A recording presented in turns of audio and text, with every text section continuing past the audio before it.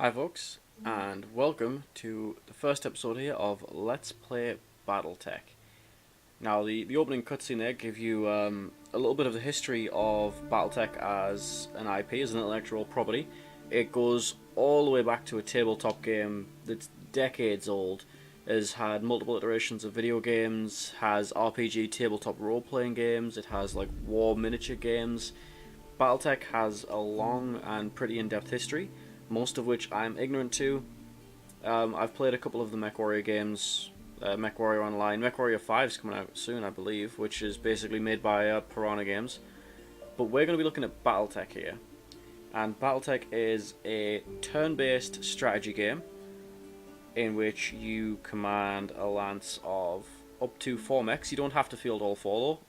It's a serious disadvantage if you do not. We're going to jump straight into the new campaign here, and we're going to make our character. Now this is not blind in any way. I actually completed this game a couple of days ago, and I enjoyed the experience so much I thought I would go through it again and share it with you guys. It took me 55 hours to complete the game the first time, but I really padded that out because I was just enjoying my playthrough. I liked gathering all of the tech and weapons and all of the things that I could, collecting the mechs. They're almost like Pokemon, you got to have one of each. That's actually possible, but you can't field them all at once. You only have a field 4. Now, this game, as a full disclosure thing, this game is not super well optimized. Loading screens take a long time. It has some some bugbears about it, but all in all, I really enjoy this game. I think it's pretty fantastic. It's right up my alley. I love mechs. I love strategy games. I enjoy turn-based combat. It's got some roleplay elements, which I also quite like. You level up your pilots and yourself. You are one of your own pilots. A lot of people who've played this game who I know have compared it to XCOM in that kind of tactical with a little bit of roleplay. The roleplay really is it's a side feature to the customization and the tactics, but it is there and it does make some differences. Mostly to like flavor text that I've seen. It doesn't seem to make too much in the way of mechanical differences, except to your pilot's early stats, which do matter, but not like by the end of the run I did, I had max in all my stats, so I don't think it's super duper important. This is these long loading screens we're talking about here. They do take quite a while. So yeah, we're about to make our character, and basically the choices we're going to make will affect our early stats, which will slightly affect the early gameplay for the character that we are. I'm not really sure what else to add without spoiling anything. Here we are, we're just loaded in. I think we get another cutscene here. Harebrained Schemes, of course, they made the recent Shadowrun revival games. I am Kamea of House Arano, High Lady of the Oregon Reach, Protector of Coromadir, and the Sword of Restoration. But I am not a hero, no matter what the stories say. A hero would have sacrificed more, compromised less. A hero would have done better. You know this, of course. You were there. My father used to tell me stories about the ancient times, about the Star League, a golden age of prosperity, upheld by the great mech warriors of old, guardians of the innocent, protectors of the peace. I always dreamed of following in their footsteps. I was too young to see the truth of things. After all, it wasn't heroism or a noble cause that won me the throne. It was hiring a mercenary, skilled enough, perhaps ruthless enough, to carry the day. Hiring you. I still don't know if you fought for honor or for the thrill of it, for belief in my cause, or just in my money. But whether it was your noble heart or mercenary mind, your actions gave us hope. That makes you a hero in the eyes of history. Whether you believe it, that's up to you. Restoration. I love the cutscenes in this game. I love the art style. The voiceover work in this game is pretty solid too. So we're going to go through our character creation now. Anything which I quite like in this game, things you're unsure of, you can hover over if they're an orange and you get little tooltips, which is nice. But we know most of it, or at least I do. So we're just going to read through this here.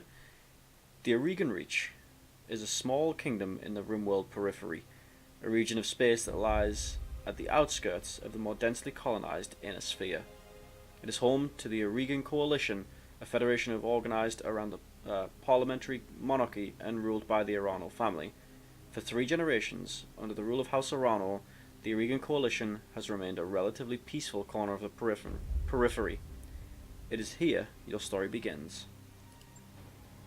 Decades ago, your family came to the Reach from. So we have the Draconis Combine. This will give us mech warriors who hail from the Combine tend to be fierce, disciplined, and relentless fighters, no matter the odds they may face on the battlefield. Okay, so it should give us. No, it's not telling us the stats for these. So we can give from the deep world, the deep periphery. This is like way out in the boonies of space. Half of these worlds aren't even on maps, and yeah, you're the hick if you're from here essentially. The RimWorld periphery is the outskirts, but not quite as far. The Turian Concordat, these guys are a fairly large faction. They play a decent, they play into the story at some point. This is who I was the first time. My character was a Turian Concordat noble. The Magistracy of Canopus, or Canopus, I'm not really sure how you pronounce that. These guys were, yeah, these guys inherited some of the tech from the Inner Sphere. And to give you a brief idea, the Star League, which was a galaxy-spanning kind of empire, when that collapsed, the successor states of the Star League, basically they became the Inner Sphere and got all the good tech. And then you have the peripheries, otherwise known as the clans, and the two were in a big heated argument that is pretty much always on a cold war that's just on the verge of erupting, and then quite often does.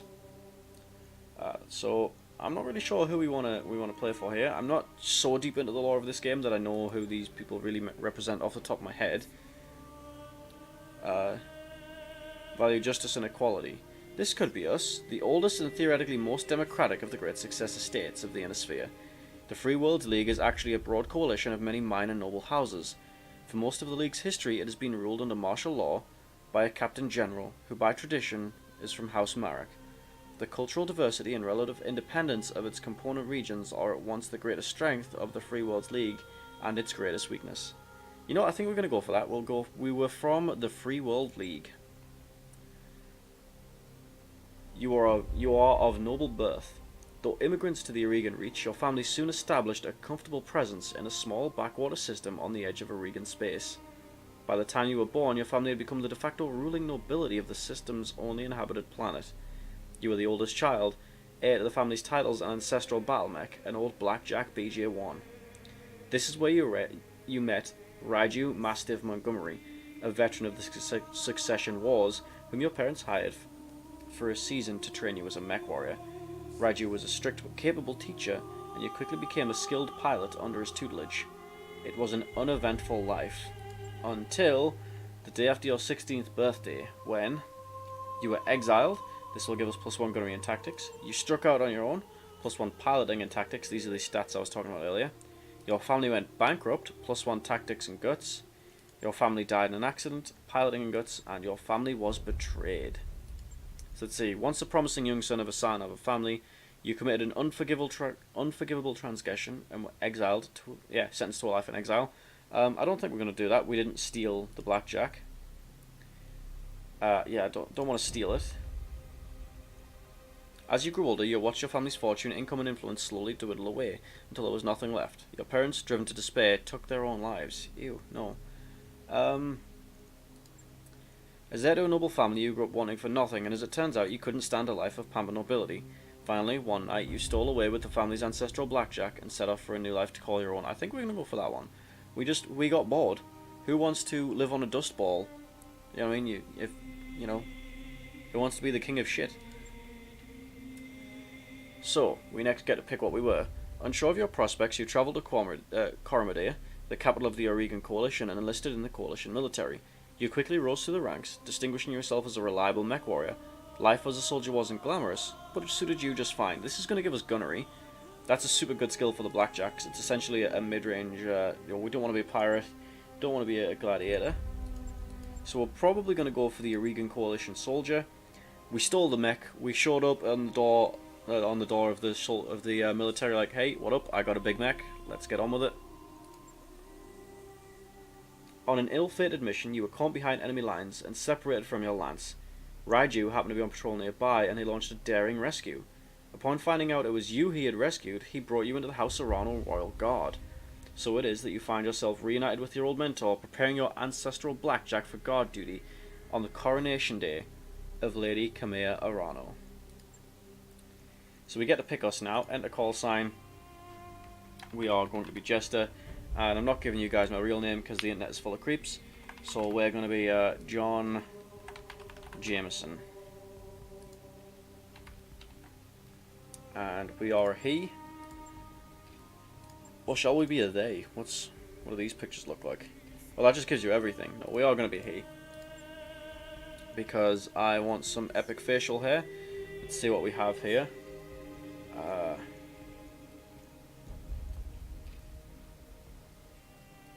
Well, you have a man bun. You have to be the most hipster. You have a heart tattooed on your face. That's one of those guys who would have peace tattooed on his helmet. There we go. This is looking a bit more promising. We'll customize this guy. I don't think we want a big head tattoo. Oh my word, that's hollow stars. Yeah, I don't think we want any of those. We'll don't think we particularly... Oh, that looks nasty. We'll go for that one. Hairstyle, we do want some hair. That'll do. Let's keep the facial hair. We are here for the epic beard. I don't think we want to be old. Let's go for... No, we'll go for a little bit of ginger. We'll make this guy look a bit Scottish. I can't do a Scottish accent, so I won't offend people by trying. Get to pick our clothes next. Looks like there's basically 3 recolors. We're going to go for the big poofy jacket. Stay nice and warm. Go for a red light over there. This reminds me of the old Dragon Age Origins character portraits before they gave you the stylized ones later on. So there we are. That is John Jester Jameson. So we come from the Free Worlds League. We got bored of being at home, struck out on our own, and ended up joining the Royal Guard. Our stats are 3, 3, 3, 2. We are he. We have epic facial hair and one of the most manly scars I could find. Let's get it started.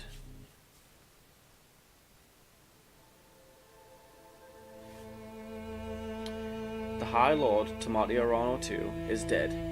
The Oregon Reach is left at an uncertain crossroads.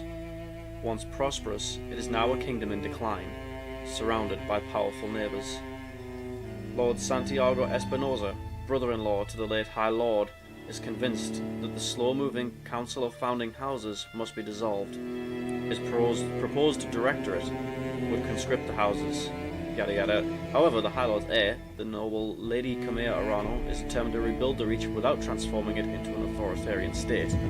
She refuses to enact her uncle's directorate and has rebuked his vehement pleas to reconsider. Wow, I swear I know how to speak English, guys. On the morning of Lady Arano's ascension to the throne, her loyal captain of the guard, Raiju Master Montgomery, makes preparations to escort her safely to the coronation.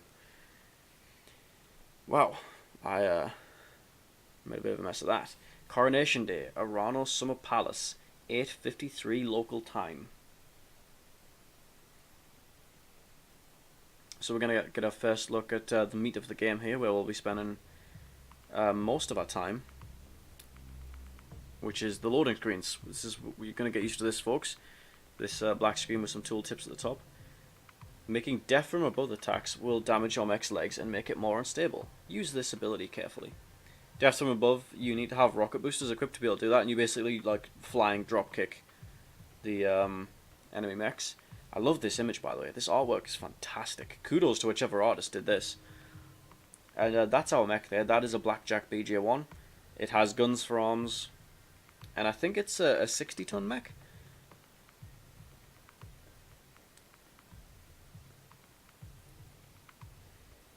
and it generally comes with a mixture of ballistic and energy weapons. I'll explain the difference to those when we actually customize our first mech, but essentially ballistic is big pew pew bullets, lasers do pew pews but generate a lot of heat, don't take ammo, so yeah, it's good to have a mix, but you also want to specialize a little bit with certain mechs. Like one of my favorite mechs in the entire Battletech universe is called a trebuchet, and it's essentially a missile mech, like it just fires a bunch of missiles. But hopefully we'll find one of those on this playthrough. Let's get started and show you some of the actual game. So there's our Blackjack, sporting the House of Ronald Royal Guard colours, white, gold and red. So we're just going to spin through the camera here, get through this tutorial. Okay Jester, I had the Espinosa refit yards rush the repairs on your Blackjack. Look like it's all in one piece, but we should run some diagnostics on it just to be sure. Standard field tests, you know the drill. More importantly though, I want to tell you more about the job I brought you out here to do. Now do me a favour and get that battle mech moving. Let's see if there are any kinks in the actuators. So how did I get out here? Did you just like put me out here on a flatbed? I wasn't completely honest with you the other day. There's gonna be more to this job than I brought you out here because there's something wrong in the capital. It's been too quiet since High Lord Tamati's funeral, and I'm worried about Lady Kamea's safety during her coronation procession. Anyway, looks like your actuators check out. Let's conduct a weapons test. Target one of those burnt out old urban mechs and open fire. Like I was saying, I can't prove anything. But my gut tells me something's off. And a warrior trusts their instincts. So funny enough, they have the model for the urban mech in here, which is another mech I actually quite like. It's awful. It's horrible. It's a light mech that's it wants to be a heavy. They have the model in here, but I don't think I ever actually fought a functional one. So as you can see, when we select to fire here, we get our percentages displayed along the right. And if we want, we can activate and turn off mechs. We have our heat readout over here. If we get to this red bit, we start to take damage ourselves from just basically cooking our own mech. We have 4 medium lasers, 2 AC2s, that's autocannon 2, the smallest kind, but we're not a massive mech, and autocannons are heavy, so they're perfectly functional on a medium here. We just destroyed a bunch of components you saw there, like everything shown up destroyed. Yep, my guns are in working order. We're going to take a look at this target dummy now. Now usually you're not going to destroy anything in one hit. Lady Victoria, well, she's only been training under me for a single season, but she's already shaped herself into one of the strongest mech warriors I've ever seen. Reminds me a lot of you, truth be told. Anyway, we should run a check on your targeting computer. You see that drone over there? The one moving through the tree line? Put some hurt on it for me, and then when it turns, take it out with a rear angle shot. Kamea's like a daughter to me. And her late father, High Lord Tamati, was a good friend. Okay, so we're going to fire at the front of this drone now, and we're not going to kill it. This is basically illustrating to us the advantages of rear armor strikes. As you can see up here, you'll see again in a moment. Victoria pulls no punches, but she's been a loyal companion to Kamea since they were kids. Aside from you, there's no one I'd rather have by my side in a fight. As you can see up here, we see displayed the amount of armor and structure that is in each area of anything. So this thing only has 7 rear armor and 1 structure. That means when you blow through the first bar, the armor, you then blow through the second bar of structure. Armor is free to repair. You will have to manage your budget in this game. But also, once you get down to structure, you can start to destroy components that are inside. So let's say someone's attacking my Blackjack. They take the right arm down to structure. They could blow my guns off. Like, I would lose those weapons. They would be destroyed. One of the advantages of battle mechs being that they don't necessarily die from a single structure being destroyed. Tanks do. So small vehicles, you expose any of the structure and destroy it, they blow up. Nice shot. Now, I don't know how familiar you are with Oregon politics, but the Reach was badly shaken by High Lord Tamati's death. It needs a smooth transition of power, and Kamea belongs on the Cormorant throne. Go ahead and fire up your jump jets, kid. I want to see you descend this cliff face. Aim for that patch of ground there near the edge of the lake. Okay, we can certainly do that. Up, up and away we go. And as you can see, we just took some structure damage. Yeah, I was afraid of that. Jump jets build a lot of heat, and that was more than your engine could handle. Head on into that water. We need to get you cooled off. which is an interesting mechanic of this game, terrain. As you see here, we have a little symbol next to the move. That one's for water. It means we'll cool down quicker while we're stood in here. We'll bleed off our heat quicker per round. Warning. Plasma leak detected. Jet jump malfunction. Jump jet systems damaged. System inoperable until repaired. Oh, for the love of all the gods, this is what I get for insisting on a rush job. Not that I had much choice. The Espinosa refit yards were backlogged like you wouldn't believe. It looked like they were trying to process every single Royal Guard mech in time for the coronation. That's not suspicious. There isn't any time to get your jets replaced, so we're going to have to make you do without them. Go ahead and take that mech down to a melee attack. I want to make sure nothing else is going to break on your blackjack before we take the Cormorant Road. So now it's going to show us the melee system. And we're just going to go melee this target dummy. I think it's a Panther. Yeah, it is. That's another light mech.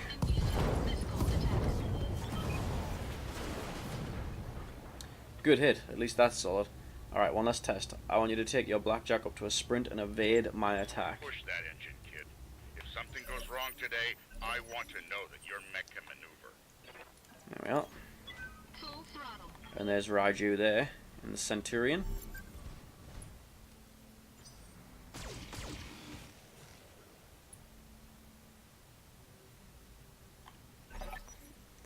Congratulations, Jester. Your blackjack is as combat ready as it can be, given the circumstances. For what it's worth, I hope that my suspicions turn out to be unfounded, and we end the day having a good laugh about what a paranoid old man I've become. But if not, then I'll know you're ready. Alright, it's time to move out. Lady Arano is waiting for us at the mech bay. An impressive display, Sir Raju. Of course, this mech warrior was a student of yours. I'd expect them to know their way around a cockpit. I'm guessing that's the mech bay she's waiting for us in. I think we might actually have to take 2 turns to get where we're going. There we are. Just to allow me to introduce Khmer Arano, the soon-to-be High Lady of the Aurigan Coalition, is Lady Victoria on this channel. For the time being, my father has summoned me to the Picton Docks. I have a fleet inspection and a tour of the family refit yards to preside over before the coronation. Behold the responsibilities of a noble daughter, a fount of tedium that never runs dry. I know the feeling, cousin. By this time tomorrow, I'll be responsible for the entire reach. Give my best to your father, and don't be late for the tourney. The gambling dens are already taking bets on how long it'll take me to cripple that customized monstrosity you pilot. Bold words, cousin, but the only victory they'll be celebrating is mine. You may be ascending the throne today, but my Karga is more than a match for that family heirloom you call a battle mech. And in the arena, I reign supreme. We'll see, cousin, we'll see. At any rate, I will see you at the tourney grounds. Sir Raju, I'm ready to go when you are. Overland along the Cormorant Road, as the Arano tradition. Aye, come here. We'll get you there in one piece. Jester, fall in behind me. And remember what I told you. You mean that thing you told everyone else on this channel? Sure, I remember that. Successful.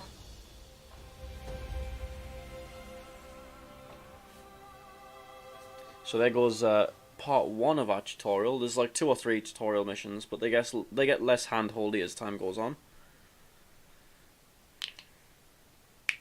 And I think after that one we don't actually get the whole like you have to go here and push this button deal.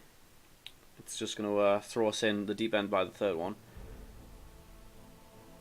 Buildings can be targeted for weapon fire when you're not in combat. Just select the attack button and click on your target. I mean, we could. I don't know any situation where we would need to do that, except the destroy base missions that you can get, but I think they automatically put you in combat when you're in range of those. Might be imagining that. I suppose you could blow one up if it's blocking your line of sight, maybe? Line of sight is a thing in this game, although it's a little bit janky. Some things in this game are just a little bit janky. While not as famous as other Merc units, the Grave Walkers have worked both for and against every noble house for centuries.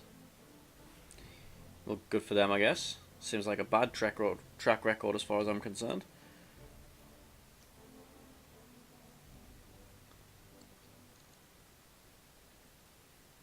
And here we go.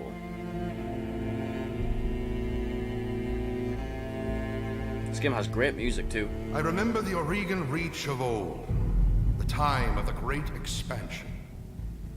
I was just a boy then. Proudly we went forth, bringing the light of our coalition to so many systems. And for what? To see our great kingdom slowly waste away? Year after year, the Council deliberates while our economy falters, and the wolves bay at every door, while covetous neighbors plot against us. Well, I say, it can go no further. We are here today because if Lady Orana will not act, someone must. I know what I'm asking of you. You will face former comrades, or even loved ones, on the battlefield. I take up arms against my own niece. But remember, today we sacrifice so that tomorrow we can return our kingdom to its proper glory, to its proper strength. So should you fall tonight, know that you did so as true heroes of the Reach. To your stations, for the Directorate! Oh no, I didn't see that coming.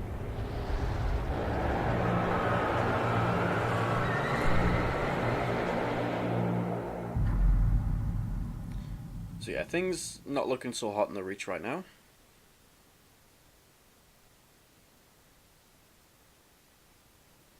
Coronation Day, Cordia City outskirts, 13:22 local time.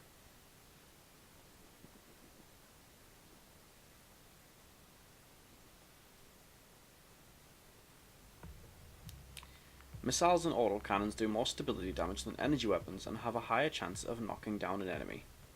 Missiles especially do a lot of stability damage. That's a mechanic we'll get into at some point, not right now. I think I've already dumped quite a lot of mechanics on you so far with this episode.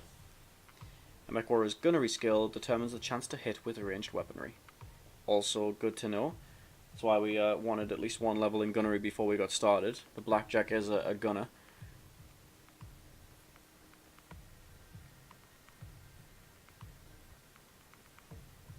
That's us there. I still love this artwork. I wish they'd done more of it. Because I think this is just about the only like loading screen artwork you get. Except for sometimes you get like a dropship.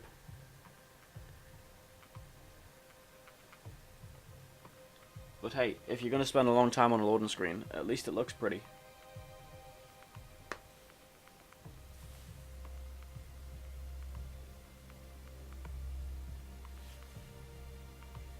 When it eventually loads anyway.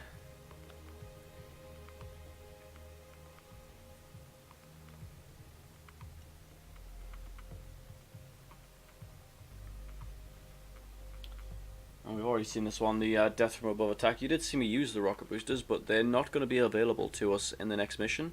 I assume that's because the yeah, they probably think we're a moron and we're going to break our mech with them. Which, to be fair, is a very distinct possibility with death from above. You saw when I destroyed the urban mech in the tutorial a bunch of parts exploding. Each mech is made up of a bunch of different parts. There is the head, which is the cockpit, the center torso here, right and left torso, which you might as well think of as your shoulders, arms and legs. If the center torso or the head are destroyed, the mech is incapacitated. You can lose all four torso pieces aside from the center and still be functional. You can lose one leg, but not both. If you lose both legs, even if all of this is fine, the mech it's essentially a mobility kill. Your mech can't stand and it can't fight.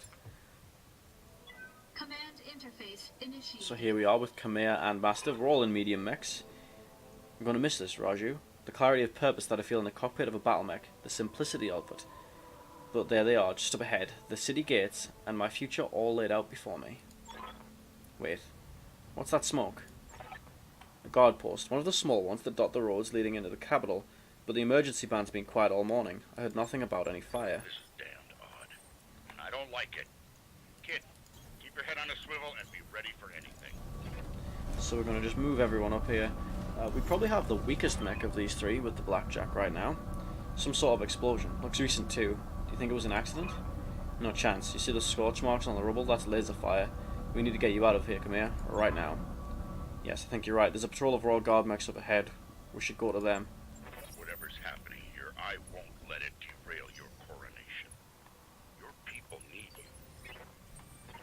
Raju. I will prove myself worthy of the faith you've placed in me.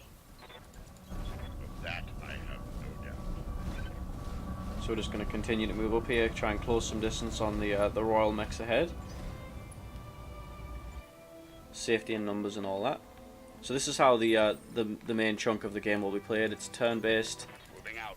played with kind of like a 2-action system, where most actions take one half of your turn, some take two. Like the sprint feature will take both parts of your turn and make you let you cover more ground. So I'm going to move Raiju up.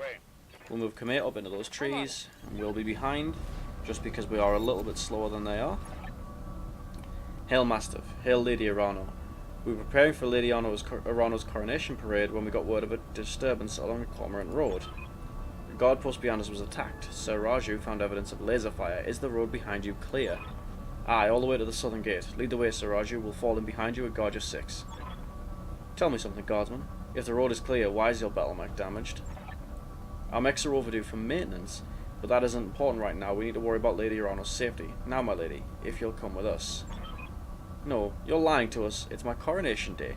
No mech tech would have sent you out for the parade duty in that condition. I am your sovereign, sir. You will tell me what has happened here.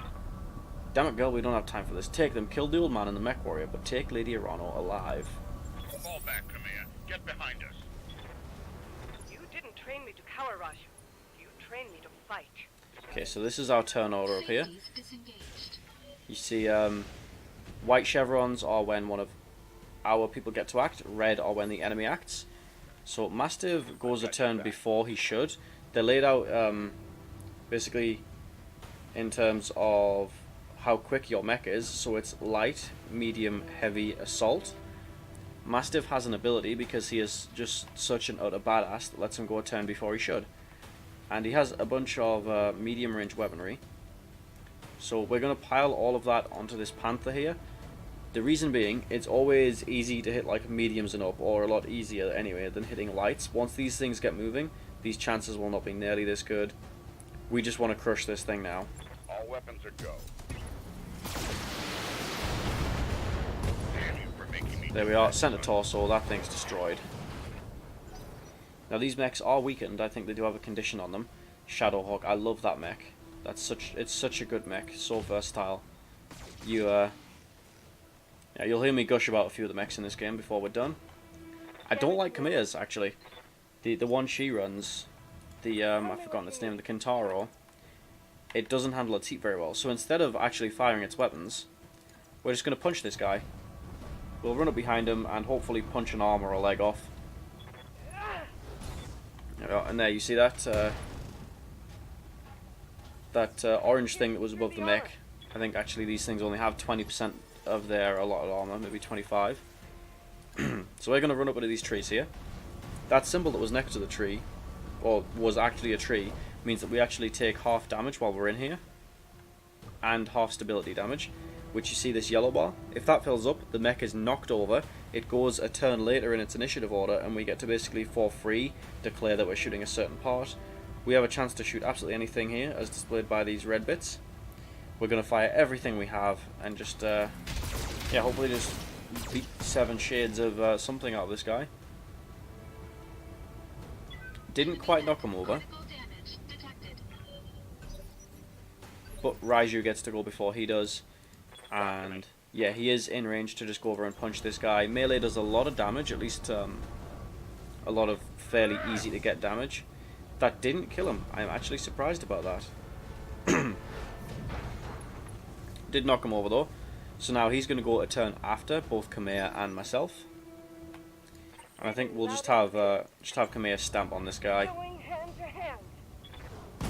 Good hit. Yeah, that was pilot lethal damage as well.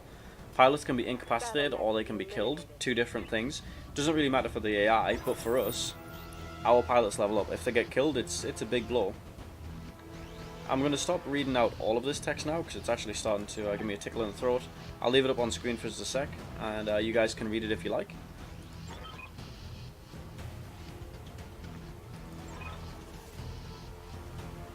And for those of you who aren't reading this, the basics here is Alexander Madeira is telling Kamea that Her uncle has betrayed her, and so has her cousin, who Raiju was speaking so highly of just a turn or two ago. And I fear this is only the beginning. And that he and some survivors are gathering in a town ready to launch their counterattack, basically. We've got company. And we're back into combat here. We can't actually see these guys just yet, so we're going to sprint up. Ready to run. And you'll see this time we're fighting vehicles, not mechs. Vehicles are substantially easier to kill, as long as you punch through any single point of their armor. You can essentially blow them up.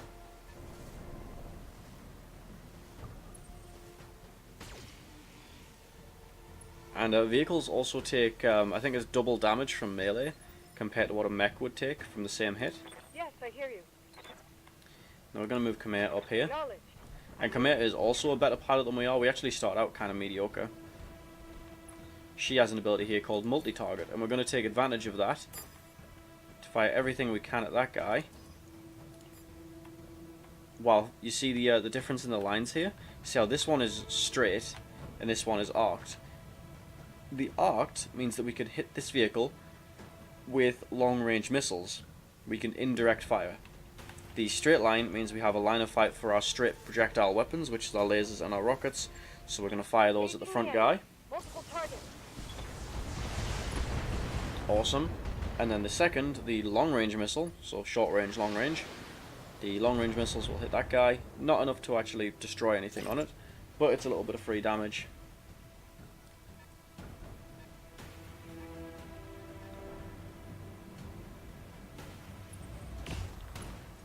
Oh wow, they're just aiming to punch through Khmer's armor there. Now it's actually incredibly difficult to even, you know, take structure damage on this mission. I think it's set up to be as forgiving as it possibly can be. We don't have very good chances to hit here. We are a long way out, so I think we might just turn off our lasers, or at least two of them, to save some heat build-up. Awesome. Yep, there we are. Kid. One fewer hostile on the board. So that guy's dead. Still two tanks on the field. One of them is a missile tank, and there's all its missiles. Thankfully not many. People tend to underestimate the vehicles in this game. Later on that thing can have like 3 sets of 20-barreled missile launchers, and they can really do some damage.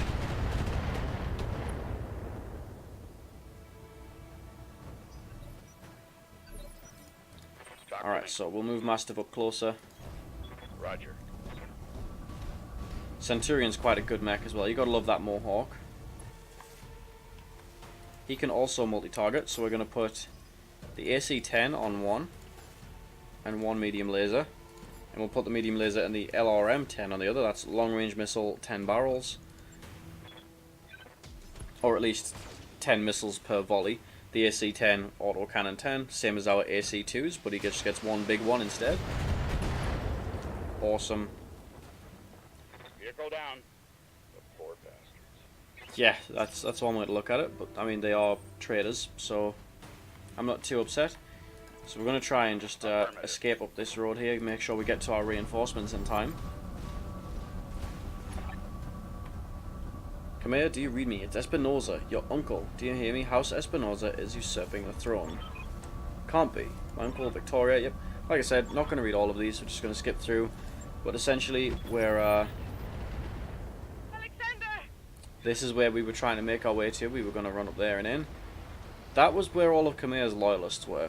They were just bombarded from orbit.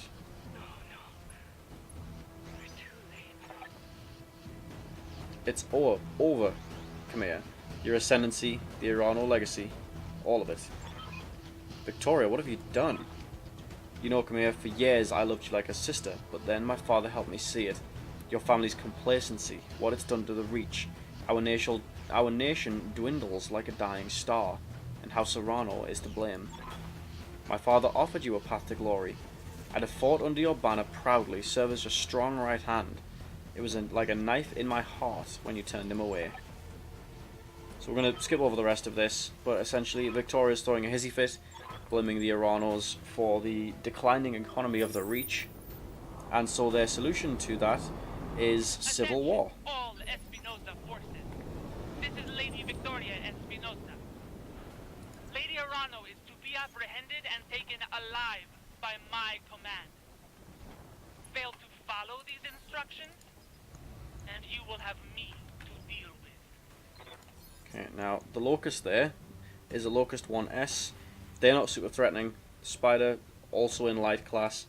These guys aren't super threatening. We're going to put all of our fire on the Spider, because it's just as fast as the Locust, but generally tends to carry like double the firepower. Okay, well, we knocked him down, destroyed a whole bunch of them. Didn't quite get the critical parts. We got 3 HP left on there, so we got super close to killing him.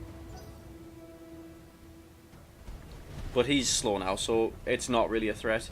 This thing, like I say, carries really low firepower. I think it has a couple of short-range missiles. Yeah, it does. Literally 4 of them. And 1 medium laser. Nothing to be super concerned about. Standing by. And Khmer can actually go up and punch that. So that's what we're going to do. Oh, recorded a bunch today, so really getting that tickle in my throat. And yet she just completely crushed that guy. 1 shot, all she needed. That Spider's going to get to go. It is mostly dead. We will probably finish that off and then finish, like, focus on the... I'm not sure how you pronounce it. I've heard a friend say it's cicada.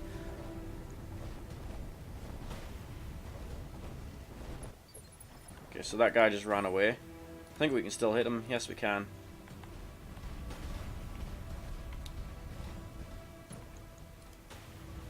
Okay, but we can only hit him a little bit.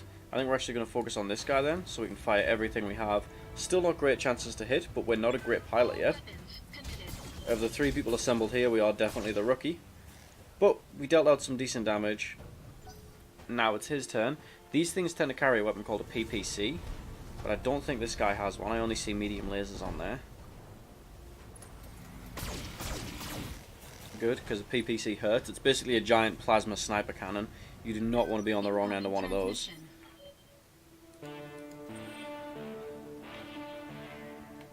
Attention, citizens of Coromadir 6. This is Lord Santiago Espinosa. With the unanimous support of the founding houses, I have assumed control of the Oregon Coalition. For your own protection, I urge you to remain calm and stay indoors until otherwise instructed. All hostile units, stand down. You have my word. You will not be harmed. Resist, and you will be fired upon. So that's Espinosa trying to calm the populace, bring everyone on side. Father placed his faith in that man. I gave him my trust. He was family. Notice the past tense there, the was, because now he's just a jerk. And we're going to break his things, because we don't like him.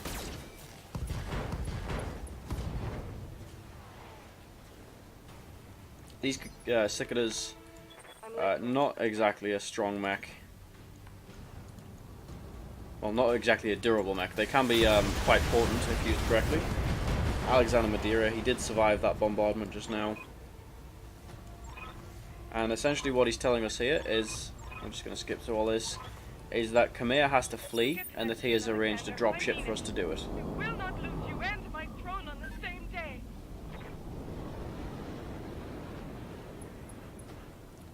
So there are still Espinosa things in our way. He is not content to let us flee. You'd think they'd be better at this whole keeping us trapped deal. I think, is it this way we go? Yeah, we just have to get up there now. Confirmed. So we're going to take it nice and slow. Let our heat, dissipate.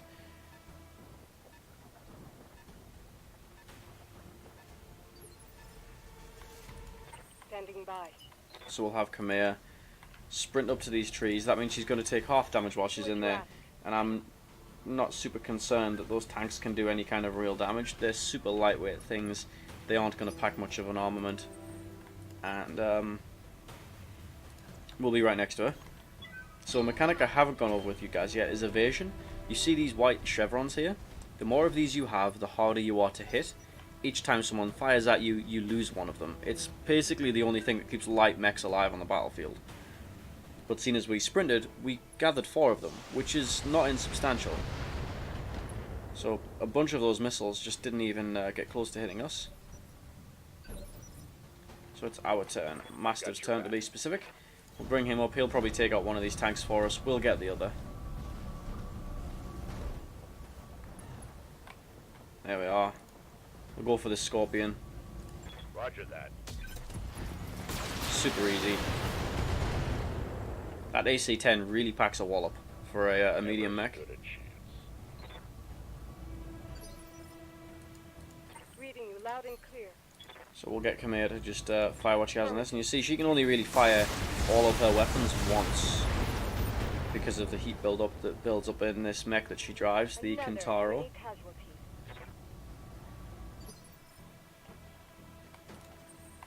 So we're going to advance up towards our drop site. I'm sure nothing bad will happen. This is your last chance, cousin. Don't make me order your death. Do what you must, betrayer. Headstrong fool to the end. Damn you for this. Captain Horse, destroy them all. Mastiff, my cousin, all of them. Leave no survivors. As you command, my lady. I'm sure that one mech is really gonna put us in our place.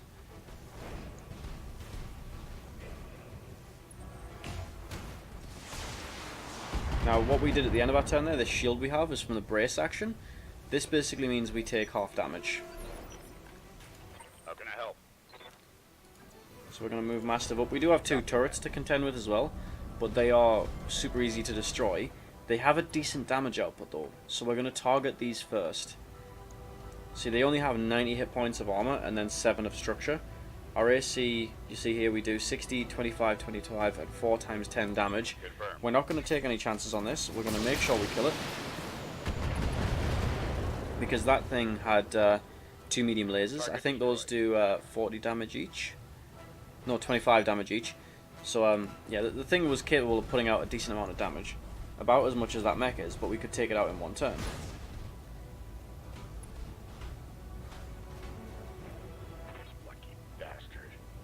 Solid hit. And he's none too happy about it. So I think, yeah, we're going to move up to here. We'll take out this turret here, and then we'll get Khmer to move in and punch that guy along with Mastiff.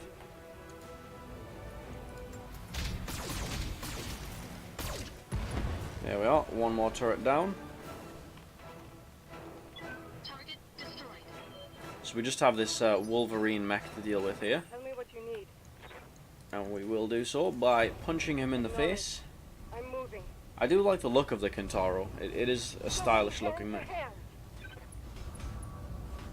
This guy has a bit more armor than the other ones we faced. I think this guy has half, where the others had 25%. But we're just going to wail on him, because he's now in a 3v1. It's not going to end well for him. He's been knocked over, which means he's going to go a turn later.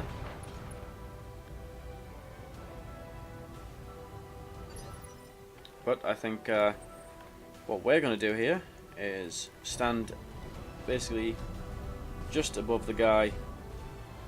And this mechanic I was talking about earlier, where you get to decide where your shots land on a downed opponent. When you click on them on your downed, you get this screen. And we will choose to aim at his head. We don't have a brilliant chance of hitting, but if we do, his head is basically going to blow up and he's going to die. So I don't believe we hit his head, we hit his center torso, but we did a bunch of damage, destroyed one of his components, as you see, seeing as we're down to structure damage. If you destroy ammo while you're doing that, it explodes and does a bunch of extra damage. But I think, in similar tradition, we're just going to have Khmer stamp on that guy. She actually didn't kill him. Quite surprised at that. But this is probably the sturdiest mech we've faced, both in its maintenance and its actual model. Now that's the death from above attack. We had heard of that until before now. That's put a bunch of damage on his legs, which you'll see in just a moment when Mastiff turns around to look at him again. See up here, both of his legs now are half dead. He cannot do that attack again. I mean, he can't anyway because we're about to kill him, but that attack would just not be possible for him again without him breaking both of his legs, which destroys the mech. So that's a big hit, but it's not one you want to use very often. And I think we will just make this simple, aim at the center torso, fire everything we have again. There we go. Center torso destroyed. Enemy mech destroyed. All of the enemies are gone.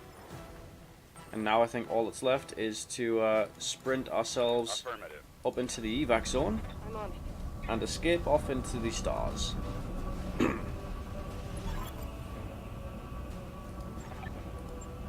Thank you, Sir Rasu. Thank you both. I won't forget what you've done for me today. I promise you that. So we'll send Kamea off up the ramp, as was our last objective there.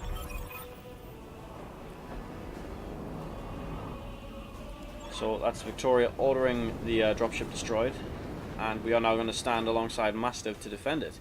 Alright Jester, I trained you for this. We'll fight side by side, watch each other's backs. Above all else, we will keep Lady Urano safe. Protect that dropship. That's all that matters. Warning, engine heat critical.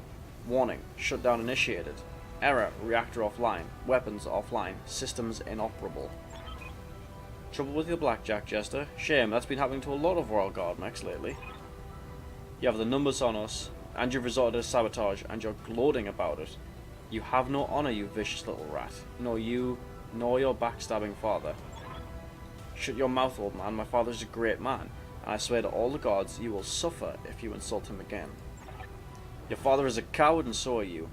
Jester, I want you to eject. Now. Punch out. You're no good to anyone in a broken mech, and I won't let you die today. Eject, Mech Warrior, now. That's an order. And so we do.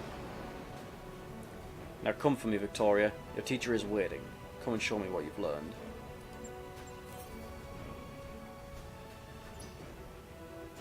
Mission successful. So there goes the, that was basically the last real tutorial we get. Now we get some cool cutscenes before we end the episode.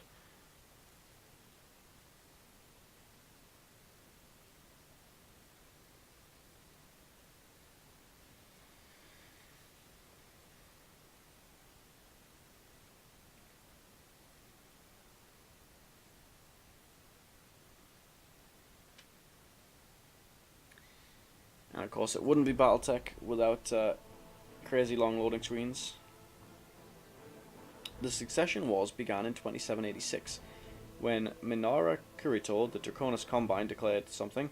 You can reserve your mechs to act in a later initiative phase. This affords lighter units more flexibility in combat.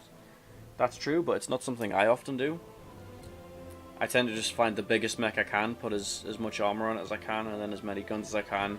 Do away with the bells and whistles like jump jets, and just run in and just go to town. Maximum overkill.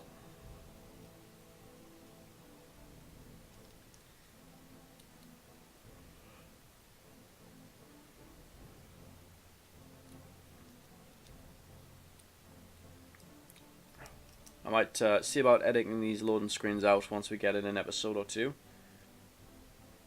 But for now, you can suffer right alongside me. There we are.